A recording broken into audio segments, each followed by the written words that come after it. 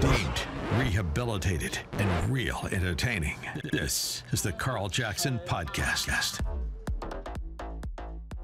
All right, welcome to this edition of the Carl Jackson Show podcast. So I'm of the opinion that the Republican Party has caved. Speaker McCarthy has acquiesced to the far left-wing radicals within the Democrat Party with this Fiscal Accountability Act. I understand there are some quote-unquote wins. However, I don't see what was wrong with the Limit, Save, Grow Act. I don't understand why the Republican Party is constantly on defense when it comes to our spending. It makes me absolutely frustrated. They should have communicated with the Freedom Caucus. The Freedom Caucus is up at arms or up in arms, and rightfully so. 20 of them, at least 20 Republicans, are threatening not to vote for the Fiscal Accountability Act, and I don't blame them one bit. We're having Brandon Arnold of the National Taxpayers Union on to try and talk me off of the cliff, to share the good and bad. So stay tuned for that. But first, we have some quick program messaging that I want to go to. All right, guys, also, before I get started, listen, the economy is in shambles. Don't let anyone tell you differently. You see that your price is rising when it comes to grocery store prices, when it comes to fueling your vehicle. Everything is getting more expensive thanks to the excessive spending of the Biden administration. Guys, make sure that you have something tangible, something that you can, an asset that's tangible, something that you can see, something that you can smell, something that you can hold in your hands. I want to talk to you about Birch Gold Group. So, former President Trump recently issued a warning from Mar-a-Lago, and where he said, quote, "Our currency is crashing and will soon no longer be the world standard, which will be our greatest defeat, frankly, in 200 years," close quote. He's absolutely right about that. Some experts believe there are serious threats to the future value of the U.S. dollar because of inflation, because of deficit spending, and our increasing national debt. One asset that has withstood famine, wars, and economic disaster dating back to biblical times is gold, and you can own it in a tax-sheltered retirement account with the help of Birch Gold. Birch Gold will help you convert an existing IRA or your 401k, maybe from a previous employer, into an IRA in gold. And the best part, you don't pay a penny out of pocket. All you have to do is text my name, Carl, C-A-R-L, to 989898 and claim your free info kit on gold today. Think about this. In March of this year, when the banks faltered, the stock market faltered, gold surged. Birch Gold can help you find out how to protect your savings with gold. Birch Gold has an A+ rating with the Better Business Bureau and thousands of happy customers. Again, text my name, Carl, to 989898. Get your free info kit on gold. Again, text my name, Carl, C-A-R-L, to 989898. Also, guys, I want to tell you about MyPillow.com, another fabulous American company providing American jobs, American manufacturing. Well, they got their new MyPillow 2.0, an exclusive offer for my listeners. Buy one, get one free. That's right. I said the F word. Buy one, get one free. All you have to do is go to mypillow.com, click on the radio listener square at the top of the page, enter my name, Carl, C-A-R-L, or if you prefer, give them a call, 800-858-0263. Guys, remember, when you purchase from MyPillow, not only are you helping out with a patriot like Mike Lindell, and all of the causes that he's involved in when it comes to election integrity and helping Americans out and providing American jobs. That's just something I think that we should keep in mind. We need to buy from people that love America, companies that love America. Mike Lindell does, and he puts his money where his mouth is. So MyPillow.com, take advantage of this deal. Buy one, get one free with the new MyPillow 2.0. It has the same patented adjustable feel as the original MyPillow, but now it has a temperature regulating thread that makes the pillow even softer, smoother, and cooler. It still comes with a 10-year warranty, 60-day money-back guarantee that you cannot beat with a bat. All right. So give them a call, 800-858-0263. Mention my name, Carl, or you can go to or click on the radio listener square at the top of the page and enter my name there, Carl, Carl. And now, without any further ado, I want to go to my guest, Brandon Arnold of the National Taxpayers Union, that is going to try to talk me off of the cliff with this Fiscal Accountability Act, because frankly, I think the Republicans are weak, and I think they could have gotten a much better deal. We'll discuss this with Brandon Arnold. All right, guys, welcome back to the Carl Jackson Show. And now joining me is Brian Arnold. He's the Executive Vice President at the National Taxpayers Union. You can see him appear on Fox News all the time as a frequent guest, and I'm honored to have him here today on the podcast. I've had him on before, but he doesn't remember. Neither does my producer, so maybe I'm going crazy. But anyway, he's here to talk about the Fiscal Accountability Act.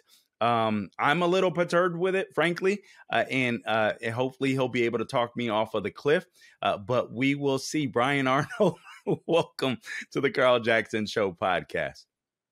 Hey, Carl. Great to see you. Thanks for having me. Okay, so now here's I want to address some of the issues that I'm frustrated with, and just like I said, perhaps you will talk me off of the cliff. First off, I thought the Limit, Save, Grow Act, the initial bill, which the House passed, $1.5 trillion, raising the debt ceiling, which frankly I don't understand. So maybe you can help me help clarify that, when we have money to be able to pay the ongoing expenses of the government, why we would continue to raise the debt ceiling in the first place. But at least they offered this $1.5 trillion debt ceiling increase with about $4.8 billion worth of tax or spending cuts. And everybody in the Republican Party seemed to agree with that. I was willing. I really didn't want the $1.5 trillion debt ceiling, but I'm like, hey, you got to negotiate. Should they have gone in with maybe even a stronger deal? Because I'm not exactly happy with this Fiscal Accountability Act that we are now facing here. Yeah, I mean, I think they went in with a very strong deal. The Limit, Save, Grow Act is a great piece of legislation. It's something that we strongly supported. But once you go into those negotiating processes with people that have polar opposite views on the size and scope of government, of course, you're going to have to make some concessions. So the Fiscal Responsibility Act is not as good as the Limit, Save, Grow Act. I'll admit that up front. But it's still a really, really good piece of legislation compared to what we've been doing in Washington for the past 10 years plus. If you look at all of the debt ceiling negotiations that have taken place over the past 10 years, regardless of whether Republicans have been in charge, Democrats have been in charge, or a mix of the two, the combined impact on those debt ceiling products is to raise spending by about $500 billion. This package would go in the other direction. This is the first significant attempt at deficit reduction that we've seen in more than a decade. It would reduce spending by about $1.5 trillion and perhaps up to $2.1 trillion, according to the Congressional Budget Office. Okay, so here's my concern, and you're right. At least it goes in a different direction, and I think we can all applaud that to some degree. But here's my frustration: we're talking about cutting back spending to, is it 2022? Or basically post-COVID levels as opposed to pre-COVID levels. And that's something that really disturbs me. I feel like we had the leverage and Republicans gave it away. And in my opinion, I feel like, listen, the Biden administration was unwilling and the Democrat Party was unwilling to come to the table for literally over 100 days. And then they finally do. And I understand that people have to make concessions, but I guess that's why I was like, maybe we should have started off even stronger. But I'm really bothered that we didn't go back to 2019 spending levels. Well, I'm right there with you. I mean, I think we should have gone back to lower spending levels, especially when you see the $4+ trillion that we spent during the pandemic. That was ridiculous. A lot of that was just one-time spending. It lasted for a year, maybe a couple years, and then went off the books. But we've still created this enormous debt problem as a result of that. And that, of course, is why we have this runaway inflation issue that has plagued so many families and small businesses. So yeah, this is an enormous problem, and Republicans deserve a lot of the blame, as do Democrats. Let's be fair by Yes. saying that. This isn't just a Democratic problem.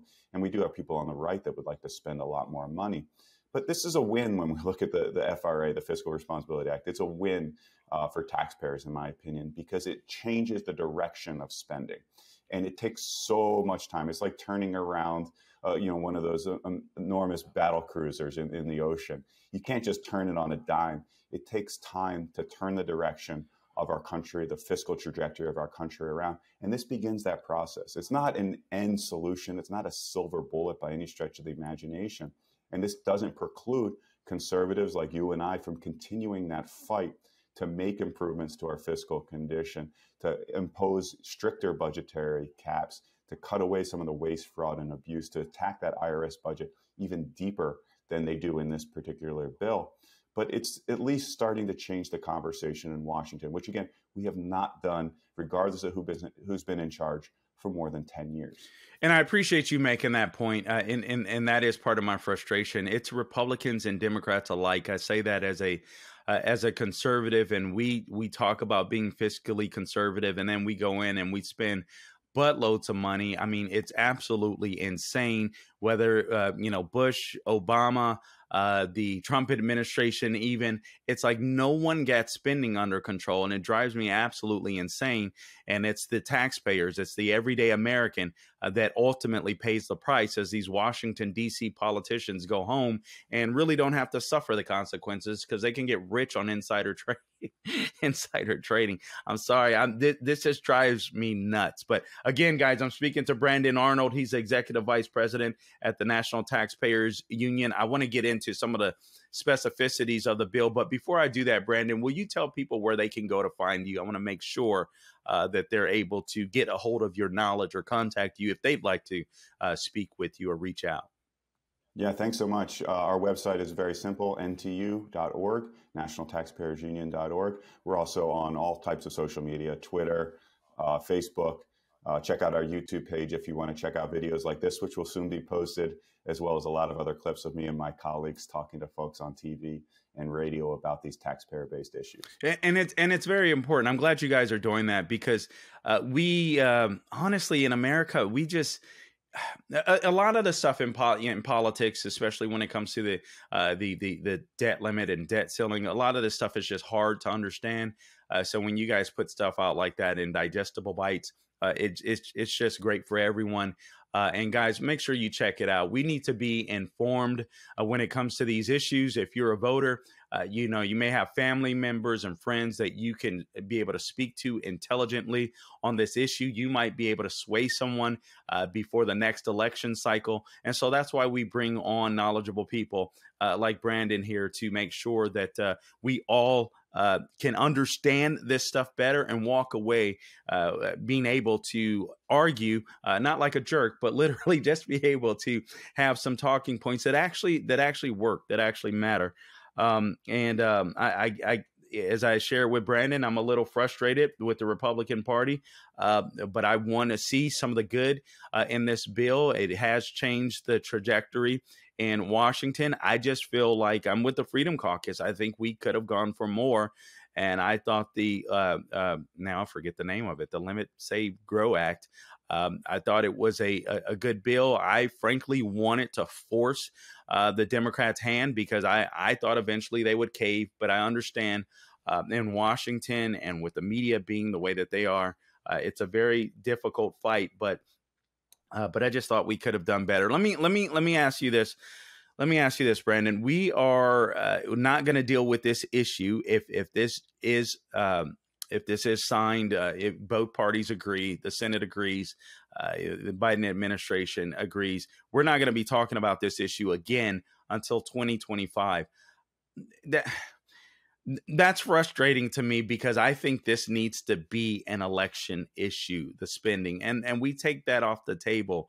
What are your thoughts on that? Yeah, I mean, I agree. I'd like to see these issues talked about on a regular basis in Washington, not just every 1 or 2 years when these debt ceilings are reached and it becomes a crisis level situation. Because in my opinion, This is a slow burning crisis, whether the debt ceiling is near exhaustion or not, because the way we've accumulated debt, we're looking at interest payments on our national debt that are going to exceed the size of our defense budget in a matter of a few years. We're looking at our Social Security trust fund that's going to be depleted in about 10 years. Medicare might be closer to 5 years. So we do have these not that long-term issues that are going on right now with regard to our fiscal imbalance that need to be addressed. So it's not just this debt ceiling problem. Yes, we needed to raise the debt ceiling because we don't want to default on our credit, because that would create a lot of unemployment, would drive up interest rates. It would be a real economic catastrophe. And I know there's some differences of opinion there, but all the economists that I've spoken to suggest that this would be a real nightmare scenario. So yes, we need to raise that debt ceiling, but in the process, we need to begin to change the direction of our nation. We need to get our finances under control. That was one of the frustrations I had going into this process. We saw politicians on both the left and the right saying, hey, let's take Social Security off the table. Let's take Medicare, defense, whatever programs that we like, let's take them off the table. I think that's really irresponsible, because if you actually like those programs, if you want to see them strengthened and you want to see their long-term viability, you need to put them on the table so we can talk about ways to reform them to get that Social Security trust fund shored up so that we can pay people not just in 10 years, but in 20, 30, 40 years and beyond. How much of this crisis is the Republicans' inability to be able to communicate the issues? I mean, frankly, like the Democrats, I mean, they just go, you're killing grandma and all this and that, and everyone gets emotional. And it's hard to fight arguments like that. So how much of this, even this Fiscal Accountability Act, in your opinion, are Republicans just being unable to fight back against the narratives that are heaped upon them in Washington, D.C.? Yeah, that's a really fantastic question. And I think that really gets to the heart of the matter. Democrats have made it very personal. They've made these programs all about the impact on our families, on our neighbors, and so forth, where we've made them ledger sheet exercises. We've made them be about this, this program is imbalanced and we need to shore up this program, like I just did, frankly. So I'm just as much to blame here as anybody else. I think the reason that the tide has begun to turn, the one silver lining, or one of the very few silver linings that we saw coming out of the pandemic, was the fact that people started to connect overspending, which we absolutely did during the pandemic, with real world impacts on their lives. And that mostly came, of course, with inflation. We spent so much money at a time when supply chains were constrained that jacked up inflation. People couldn't afford to fill up their grocery cart anymore. They couldn't fill up their tank of gasoline anymore for their car. And that became a kitchen table issue. And that, again, silver lining in a dark cloud, but that began to turn the tide when it came to spending, and it gave Republicans a leg up in these negotiations that we haven't had in a long, long time. So I do think it's important that we use that advantage to get the nation's finances under control, because I think it does give us a chance to win the narrative war in ways that we haven't in the past. Okay, let me deal with some of the specific issues in the Fiscal Accountability Act. And again, I'm speaking with Brandon Arnold. He's the Executive Vice President at the National Taxpayers Union. You can go to ntu.org. Is that correct, Brandon? That is correct. Right. Thank you. NTU.org, and they're going to be putting out YouTube videos and all of that kind of stuff to make this stuff digestible for you, for those of us that are listening and viewing. And that's extremely important, because we have to be able to explain the whys in our arguments. Otherwise, no one's going to pay attention. We have to be able to make emotional connections. That's something that Republicans, conservatives, people of faith we have to get in the fight. There's no way we save this country if we are not knowledgeable and we can't understand or explain the whys. You're just not going to be able to persuade people. There's 6 years of budget caps. There's a clawback of the unused COVID dollars. But my understanding, the clawback of the unused COVID dollars does not cover I forget the monetary amount. I want to say it was $28 billion. So correct me if I'm wrong here, Brandon, but I think there's a clawback of only $6 billion, and we don't know where $22 billion is going. Does that sound somewhat right, at least? I looked at the CBO score both yesterday and today, and it does say there's about $28 billion in clawbacks. There is an attached list of rescissions that, frankly, I've not gone over yet because it is quite long, and I've only had so much time to process this bill. Sure. But my understanding is we are going to deliver on about $28 billion in rescissions. There was some debate about exactly how much money was left over because that money was dispersed into so many different streams. There's so many different little pots of money around the federal government. I think that's a huge problem. I would have liked to see, 50, $60 billion of that money clawed back, which is a more fulsome estimate of what actually is out there.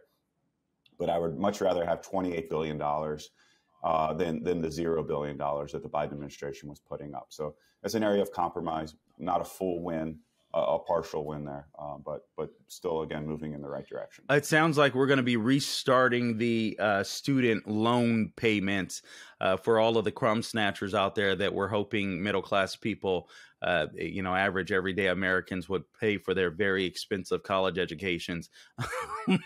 It sounds like they're going to have to actually pay the bill. That's a good thing. That's a huge thing. I think that was ridiculous that we are financing the education of future lawyers, doctors, business executives on the back of working class Americans. And that's exactly what we were trying to do here with this loan forgiveness scheme, with this pause of student loans. Listen, the pause for student loans might have made sense for a brief period when colleges were shut down, when people couldn't go to work because their places of business were shut down. But it's persisted for over 3 years now. It's getting to the point of ridiculousness. So restarting those payments is big. I think that will actually help reduce inflation, believe it or not. Not a huge impact, but a small impact in the right direction when it comes to inflation. And then obviously the larger situation, the larger case is in the Supreme Court right now. We could get that ruling very, very shortly. And hopefully they will strike down those Biden policies because they were done in a unilateral fashion. The executive branch deciding to spend roughly $400 billion unilaterally. This is insanity. So hopefully the Supreme Court will strike that down. Such decisions need to be made by Congress. I think it was a bad piece of bad policy, regardless of whether it went through the right channels or not. But in this case, this was clearly an executive overreach by the Biden administration. Brandon, do you see any opportunity for the Republicans to actually, for lack of a better term, claw back some of their own power, institutional power? So much has been ceded to the executive branch, to the presidency. I'm glad to hear that this stuff may wind up in the Supreme Court. But it seems to me this was another excellent opportunity for the Congress to step in and say, we're taking back some of our power. So this kind of stuff never happens again. So there's never any misunderstanding that a dementia-ridden president could lie and try to use the 14th Amendment as a reason to unilaterally take away Congress's power and raise the debt ceiling by himself. It is insane. And but it's what the left does. Are Republicans? Do you see Republicans clawing back their own congressional power, not just for the sake of the Republican Party, but for the sake of the country and even the Democratic Party, frankly? Yeah, no, I totally agree with you. I think this is a much bigger problem than the debt ceiling, than the student loan issue. This is something that's taken place for decades now, going back even to the George W. Bush administration, through Clinton, Obama, Trump. Everybody has utilized as much executive authority as they can. Obama famously said, well, I've got a pen and a phone, and I'm just going to start making policy because I can't get the Congress to do what I want. This is a huge problem. I mean, it's the reason why our founders set up our government the way they did. They wanted power to be dispersed across the three branches, not consolidated in a single chamber. I think this goes back to some of declarations of war. It's very, very important to have that deliberative process take place in the Congress, to have a declaration of war originate there rather than having an executive unilaterally make those decisions, right, with a few exceptions, of course, when you have a direct attack like Pearl Harbor or what have you. But those processes need to be deliberated in the Congress. We need to have that process take place so that the people, the voters, are closest to the people making decisions. I think that certainly extends the power of the purse decisions, the appropriations process, how we spend money, things like that. And it goes far behind that to international policy, trade policy, you name it. We've moved so far away from that. And I do hope that we see from Republicans and Democrats. I think, like you said, Democrats need to be part of this process as well, because I think there's threats to their priorities that can take place from too much executive power. But it's a huge issue, no doubt about it. Yeah, I appreciate you saying that. Let me, if I could, I just want to get a couple of responses before we let you go here, Brandon. To the Freedom Caucus, I consider them my homeboys, if you will, because I feel like I feel like they're standing in the gap for the average everyday American like myself. Chip Roy, obviously representative from Texas, is very upset with the bill. Here's one of his quotes here. He says, "Not one Republican should vote for this deal. No one sent us here to borrow an additional $4 trillion to get absolutely nothing in return." His position is, I heard him yesterday in an interview, that at best, what we're getting is just a 2-year freeze in spending, which, okay, that's not horrible, but it's not great. And it's nothing to be elated over. Your take? I like Chip Roy, and I like where his heart is here, but I think he's wrong. And I don't think that $4 trillion number is accurate in the first place. But I do think we do have budget caps, not just for 2 years. They're stronger in the first 2 years, but there's 6 years of budget caps. There is a clawback of billions of dollars from the IRS, including shifting some future dollars away from the enforcement activities, those armed agents that we're all terrified of, to taxpayer services and modernization of systems, which I think is really important. We want the IRS to pick up the phone when we call them. And of course, that requires some additional resources because it's such a dysfunctional agency. The clawback of the COVID dollars we talked about, the restarting of student loan payments. I think there's a lot of good stuff in there. There's an incentive structure in there to actually go through the regular appropriations process to pass 12 bills as Congress is supposed to do, but never does. And if they fail to do so, there's a 1% cut in discretionary spending across the board. That could save tens of billions of dollars if Congress can't get its butt in gear and actually pass the spending bills the way they're supposed to. I think there's a lot of good stuff in there. And I get where Roy is. I get where his heart is here. I just think he's wrong. I think this is a bird in hand is worth two in the bush situation. Let's take that bird, have a nice meal, and move on to the next fight. You know what I think the frustration is, and I totally feel Representative Chip Roy. I hear this argument all the time. Listen, we're one half of 1/3 of the federal government, and I get that, and that's obviously true. But when you had such unity with the Republican Party for several months, and then there's this break, a lot of people wanted to stay strong on this issue. Given, I don't believe we live in the same America that we lived in 2 years ago, Brandon. I just think the same arguments don't necessarily work. I think we are literally dealing with frankly, a communist takeover in the Democrat Party. I don't. So I understand Chip Roy's concern, just because I think he believes, and frankly, as I do, that if we keep arguing, we only occupy one half of 1/3 of the federal government, and then we don't win the Senate and we don't win the White House in 2024, this spending will just come right back. I mean, Democrats will run things, and frankly, I'm not convinced, as much as I'd like to believe, that we're in such despair and our economy is not in great health. But I look at 2020 and I look at 2022. I'm not convinced that Republicans can win in 2024. And so I think there's more reason for concern when it comes to the spending. Yeah, I mean, I share your concerns there. Here's the problem. If we defeat this piece of legislation here, I know what's behind door number 2, and that is a clean debt ceiling increase. We're just going to raise the debt ceiling, and we're going to get no spending concessions. So we're going to be in a much worse position than we are if we pass this deal. And I can just about guarantee that. Biden is not going to all of a sudden hold hands and sing Kumbaya with Chip Roy and Ralph Norman from the Freedom Caucus. We're going to see people from the Republican Party. They only need to pick off a few votes, about 5 Republicans in the House of Representatives, to band together with the Senate and the Biden administration to have a clean debt ceiling increase with zero spending cuts. You know what's and then we are moving forward in that direction that you are concerned about, that I am concerned about, of growing the government and empowering the left even more. You know, you said something that was really powerful there, Brandon, and I'm not even sure if you did that intentionally or not. But part of my disgust oftentimes with Republicans in Washington, D.C. is, you just said, all Democrats have to do is peel off five Republicans. I don't. It never seems like the shoe is on the other foot.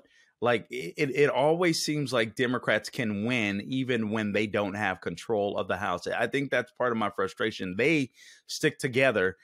We don't necessarily do so, and that's not necessarily a bad thing. I think we're more independent minded. But man, I think that statement, you said so much more than I'm not sure if that was intentional or not, but it just woke something up in my mind where I'm like, crud, that's right. Oh my God. Accidental wisdom. All right, just two more questions I have for you. The IRS, okay, 87,000 new agents. I know that has been cut back, but my understanding is that there'll still be 82,000 new agents that will be paying for. Please correct me if I'm wrong. And I understand that the IRS system needs to be updated, but frankly, I don't understand why the IRS just can't operate on state levels and bolster it there instead of having 82,000 new agents that I do believe are going to intimidate and go after poor and middle class Americans, because the snobs and the elites, like those that exist in Washington, D.C., can hire attorneys and great accountants to make sure that they're not penalized. Yeah, so I'm not sure about the 82,000. What we did get from the IRS, and they dragged their feet, they were months late in releasing this, but we did eventually get a plan of how they intend to spend that $80 billion that they got from the Inflation Reduction Act. The problem was it was a very incomplete plan. When it came to actually brass tacks, when it came down to providing budgetary numbers and estimates of hiring, they only provided a 2-year window, despite the fact that that funding existed over 10 years. Jeez. And in that 2-year window, they said they'd hire about 20,000 new IRS employees. Now, the question is not all, the problem is not all IRS employees are created the same. Again, I want them to have people on the phones. I want them to have people answering emails, making sure people know what they're doing when they sit down to do their taxes each and every year. I don't want them necessarily to be going out there and enacting enforcement measures against good, honest Americans who may have forgotten to dot an I or cross a T on their taxes, but wouldn't have if they had been able to get through and get an answer from an IRS employee when they originally were doing their taxes back in April. So that is the real crux here of the problem, is shifting those funds, reducing those funds as much as we possibly can. And again, we do trim away billions of dollars in this package, but then shifting funds away from enforcement to getting away from the outdated systems that they're using that don't process returns accurately or in an expedited fashion like they should, and doing the customer service that is necessary to reduce errors and eventually reduce the need for enforcement activities that they want to prioritize, unfortunately, because that's where their head is. They would rather go out there and crack skulls and twist arms than answer phones and emails and respond to taxpayers with legitimate questions. Isn't there some type of mechanism? I thought I heard someone talk about this before, where literally, federal employees can be fired just like regular, private citizens.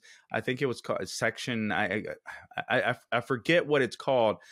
But did you see any of that where there could be more accountability for, federal employees, federal bureaucracies, where it's easier to fire these people? Yeah, you might be referring to the Holman Rule, which was reinstituted at the outset of this Congress. Okay. And what that does is allow Congress to zero out the salaries of individual federal employees. Okay. And I think that ought to be utilized, I think, in a number of areas of the federal government. One of the areas is the FTC, where Lena Khan has been just legislating from this relatively small agency and, banning non-compete clauses and non-disclosure agreements and so forth, and trying to attack businesses big and small.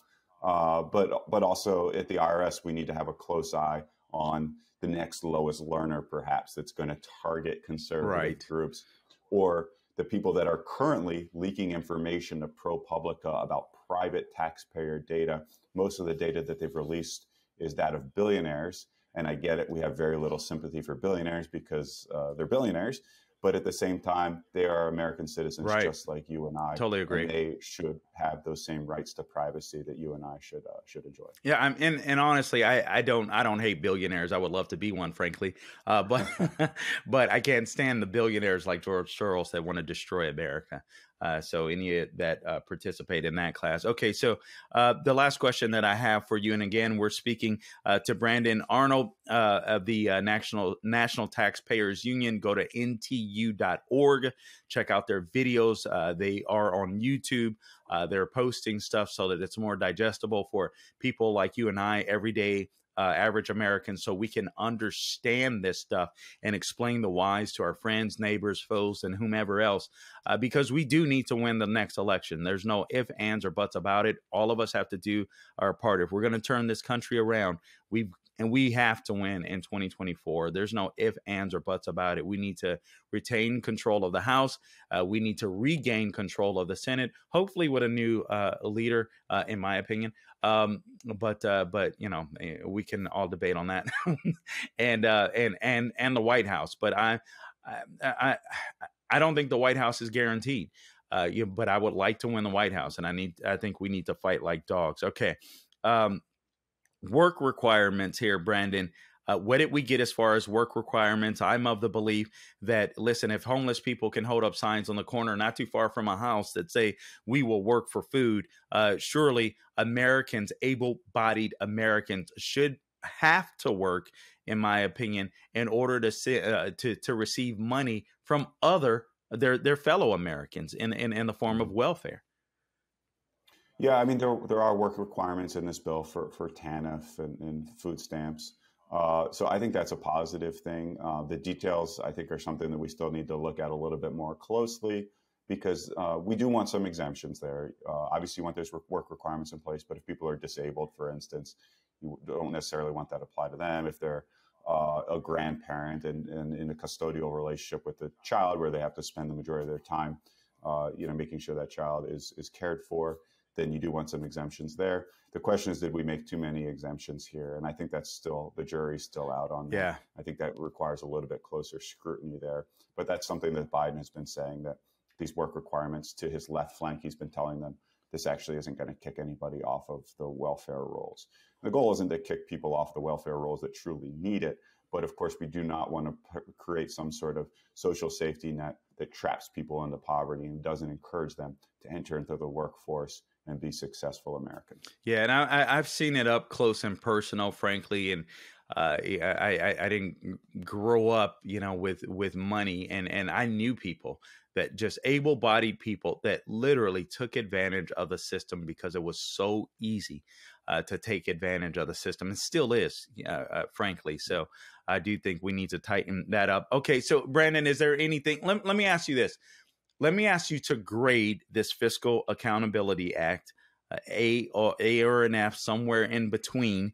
And then also, if there's anything else that you'd like the listeners to take away from the Fiscal Accountability Act, perhaps that I forgot to ask about, or something that you think is very important to mention.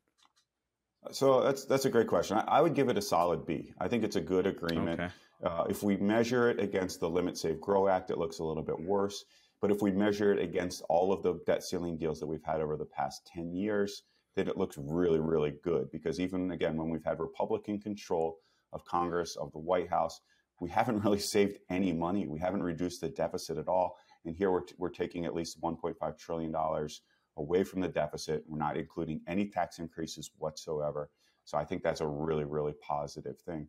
One thing I'll note, when the Budget Control Act was being chipped away at over the course of its 10 years of existence from 2011 to 2021, we looked at the average benefit for Americans. What is the benefit for an average American household?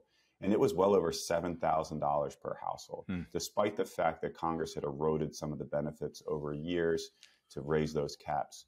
So that's one thing we're going to be working on at the National Taxpayers Union. How much does this bill benefit Americans? My guess is it's going to be well over $7,000 per household that we will not have to pay off by borrowing money or by raising taxes. And I think that individualization of the benefits of this plan will go a long way to showing that this is the direction we ought to go. And this is the start of something that we need to do in a much more holistic fashion, and that is getting our finances under control as a nation to stop this excessive borrowing where we have trillion-dollar deficits as far as the eye can see, to drive that top line spending number down. That's going to be a work in progress. There's no silver bullet.